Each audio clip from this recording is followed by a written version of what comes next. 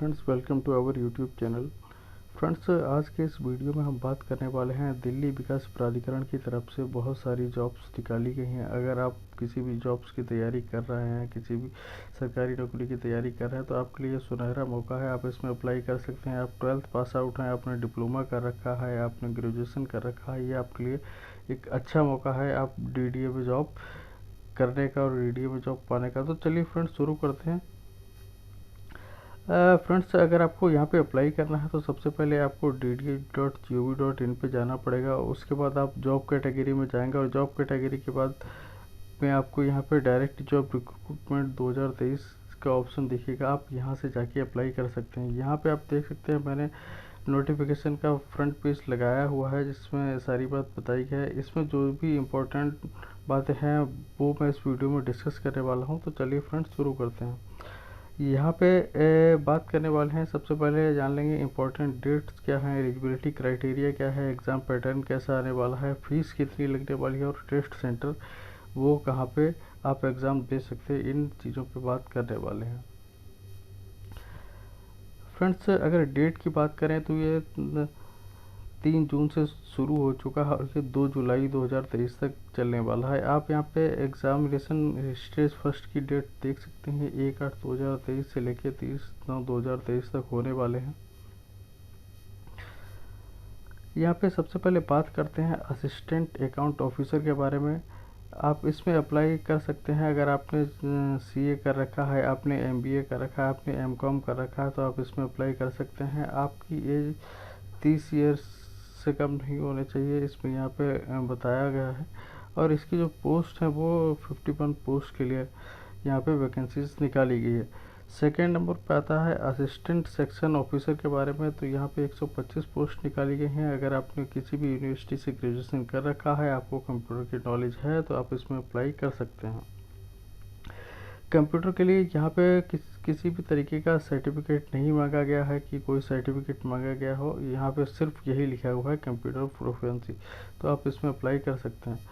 Next बात करते हैं तो सबसे अच्छी पोस्ट जो है अकॉर्डिंग टू मी, यहाँ पे ये नायब तहसीलदार की पोस्ट निकाली गई है। आप जानते हैं कि अगर यूपी में आपको नायब तहसीलदार या कहीं पे भी आपको नायब तहसीलदार बनना है तो आपको PCS का एग्ज़ाम देना पड़ता है। PCS के एग्ज़ाम देने के लिए आपको प्री, मेंस और इंटरव्यू तीनों क्वालिफाई करने पड़ते हैं। फिर अगर आपका लिस्ट में नाम आता है तब आप नायब तहसीलदार के पद के लिए जा सकते हैं। यहाँ पे नायब तहसीलदार की 4 पोस्ट निकाली गई हैं। एज जो भी है आपकी 21 से 30 साल की होनी चाहिए। आपने ग्रेजुएशन किया हुआ होना चाहिए। आपको तहसीलदार के कार्यों के बारे में जानकारी होनी चाहिए। यहाँ पे लैंड एस्टेट मैटर्स की जानकारी आप के पास होनी चाहिए। आप अप्लाई कर सकते हैं। यहाँ पे सबसे अच्छी बात यह है कि एक सिंगल स्टेज में होने वाला पेपर है। अगर आपने सिंगल स्टेज में इसमें क्वालिफाई कर लिया है तो आप इसमें लिए जा सकते हैं। उसके बाद पटवारी लेखपाल के बारे में बात करते हैं तो यहाँ पे 21 से 27 साल की एज होनी चाहिए आपकी और इसमें 12th पास आउट होना चाहिए और कंप्यूटर प्रोफिशिएंसी मांगी गई है। हिंदी और उर्दू में आप काम कर सकते हैं, आप इसमें अप्लाई कर सकते हैं। हिंदी में ही कर सकते हैं तो भी आप इसमें अप्लाई कर सकते हैं। उसके बाद बात करते हैं जूनियर इंजीनियर सिविल के बारे में। तो आपने यहाँ पे अगर पॉलीटेक्निक डिप्लोमा किया हुआ है तो आप इसमें अप्लाई कर सकते हैं। एज आपकी 18 टू 27 ईयर्स रखी गई है। उसके बाद जूनियर सेक्रेट असिस्टेंट, इसकी 194 पोस्ट निकाली गई हैं। अगर आपने 12th पास कर रखा है, आपको टाइपिंग आती है हिंदी और इंग्लिश की, तो आप इसमें अप्लाई कर सकते हैं। अगर नहीं भी आती है तो भी आप सीख सकते हैं, ये कोई बड़ा काम नहीं है।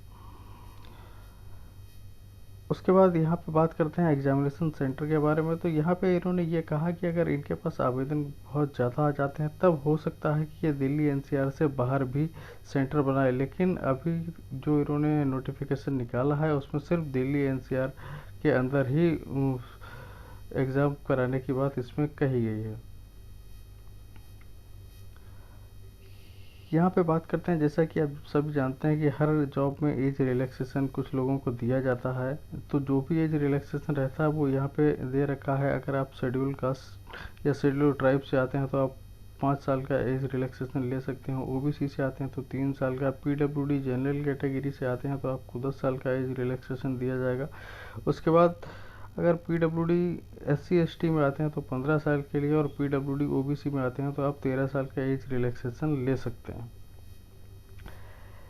यहाँ पे दोस्तों बात करेंगे एप्लीकेशन फ़ीस के बारे में। तो यहाँ पे जो इन्होंने फ़ीस बताई है वो 1000 रुपये यहाँ पे डिसाइड की है।